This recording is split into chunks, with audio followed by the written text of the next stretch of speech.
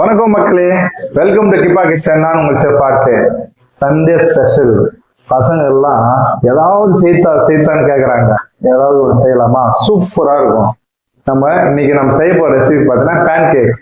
பசங்களுக்கு ரொம்ப பிடிச்சது. ஒரு முறை செஞ்சு கொடுங்க, திரும்ப கேட்பாங்க. வேற லெவல்ல இருக்கும். வாங்க நம்மளுடைய சமையல் ஆரம்பிக்கலாம்.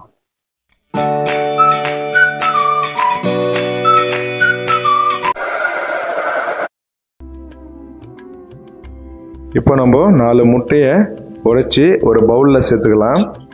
முட்டை உடைச்சி சேர்க்க சொல்ல பார்த்தீங்கன்னா அதனுடைய ஓடு பவுலில் விழாமல் பார்த்துக்குங்க. ஏன்னா நம்ம குழந்தைகளுக்காக செய்கிறது ரொம்ப பார்த்து கவனமாக செய்யணும். அதுக்கடுத்து 4 முட்டையை உடைச்சி அதில் ஊற்றிட்டு பிளெண்டர் எடுத்து நல்லா மிக்ஸ் பண்ணிங்க. என்கிட்ட எலக்ட்ரிக் பிளெண்டர் இருக்குது, அதனால் நான் அது யூஸ் பண்ணியிருக்கேன். இல்லாதவங்க ஹேண்ட் பிளெண்டர் இருந்ததுனாலும் அது யூஸ் பண்ணிக்கலாம். பிளெண்டிங் நல்லா முடிச்சுட்டு அதுக்கு அடுத்தது 70 கிராம் தயிர் அதில் நம்ம சேர்த்துக்கலாம். அதுக்கு அடுத்தது ஆயில் பார்த்தீங்கன்னா ஒரு 30 ml சேர்த்துக்குங்க. அதுக்கடுத்து தண்ணி ஒரு 40 ml சேர்த்துக்குங்க. வெண்ணிலா எசன்ஸ் ஒரு 1/2 டீஸ்பூன் சேர்த்துக்குங்க. டேபிள் ஸ்பூன் சேர்த்துட்டு போகிறீங்க. இப்போது பிளெண்டிங் நல்லா மிக்சிங் ஆகி நம்மளுக்கு ரெடி ஆயிடுச்சு. அதுக்கு அடுத்தது வேறு ஒரு பவுலில் மைதா மாவை 200 கிராம் சேர்த்துக்கலாம். மைதா மாவு 200 கிராம் சேர்த்துட்டு baking powder 1 table spoon, salt 1/2 teaspoon, அதுக்கு அடுத்தது மில்க் பவுடரை 40 கிராம் சேர்த்துட்டு சுகரை பவுடராக அரைச்சி அது ஒரு 80 கிராம் அதில் சேர்த்துட்டு இப்போது எல்லாத்தையும் சேர்த்து நம்ம என்ன செய்யலாம்னா மொத்தமாக எல்லாமே மிக்சர் ஆகிற மாதிரி ஜஸ்ட்டு ஸ்பூன் எடுத்து நல்லா கலக்கி விடுங்க. கலக்கிட்டு நம்ம எடுத்து எக்கில் எல்லாமே பிளெண்ட் பண்ணி வச்சுருக்கிற அந்த பிளெண்டிங் எடுத்து இதை ஃபுல்லாக சேர்த்துக்குங்க.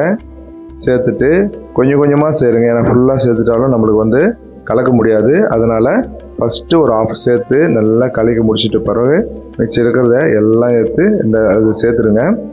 அதை சேர்த்துட்டு நம்ம ஃபுல்லாக நல்லா மிக்ஸ் பண்ணிடணும்.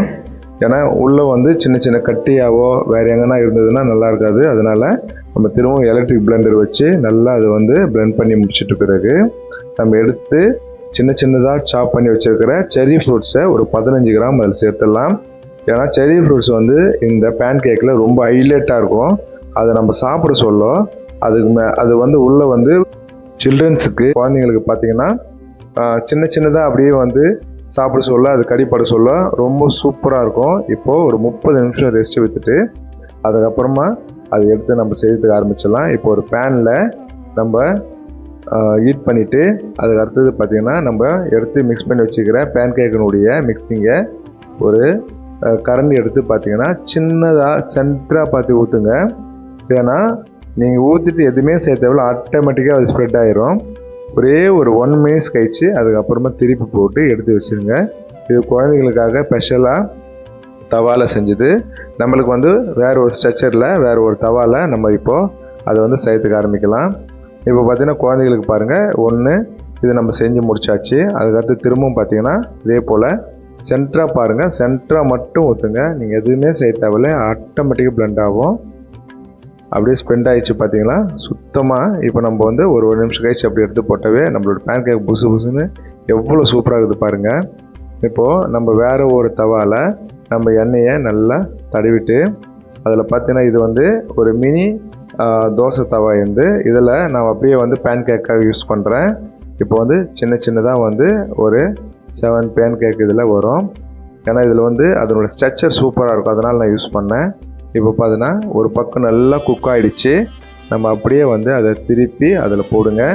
வேறு எதுவுமே நம்ம செய்ய தேவையில்ல. வேறு எதுவுமே நம்ம மேலே நம்ம பட்டரோ அது போல் எதுவும் செய்தாலும் அதனோட ஸ்ட்ரக்சர் மாறிடும். இப்போது நம்மளுக்கு சூப்பராக அது நல்லா குக் ஆகிடுச்சு. இப்போ நம்ம அதை அப்படியே எடுத்து நம்ம எப்படி இருக்குதுன்னு சொல்லிட்டு சர்வ் பண்ணி பார்க்கலாம். இப்போ ஒரு பிளேட்டில் எடுத்து அதுக்கு நல்லா மாற்றிடுங்க. மாற்றிட்டு அதை எடுத்து கொஞ்சம் சூடாகணும். ஒன்று நம்ம குழந்தைகளுக்கு இப்போ சர்வ் பண்ண வேண்டிய நேரம். நான் ஹனி ஒரு 50 ml எடுத்து மேலே இன்னும் டேஸ்ட்டுக்காக அது மேலே லைட்டாக ஊற்றிட்டேன்.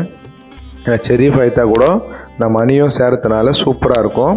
ஹனி சேர்த்து முடிச்சிட்ட பிறகு சாக்லேட் ஒரு 25 கிராமில் வாங்கி ஒரு 30 இருக்கும், அதாவது 10 ரூபீஸ் சாக்லேட்டு. அதை எடுத்து நான் அப்படியே மெல்ட் பண்ணி அந்த மெல்ட் பண்ணதை எடுத்து திரும்ப அந்த ஹனி மேலே லைட்டாக சேர்த்துருக்கேன். ஏன்னா இது கூடுதலான செம்ம டேஸ்ட்டாக இருக்கும். இதை பார்த்தீங்கன்னா வேறு லெவலில் இருக்கும். இதே போல் நீங்கள் செஞ்சு சர்வ் பண்ணிட்டு குழந்தைங்களுக்கு பார்த்தீங்கன்னா சர்வ் பண்ணுங்கள். சூப்பராக இருக்கும். இதை நான் எப்படி இருக்குதுன்னு சொல்லிட்டு இப்போ நான் டேஸ்ட் பண்ணிட்டு சொல்கிறேன்.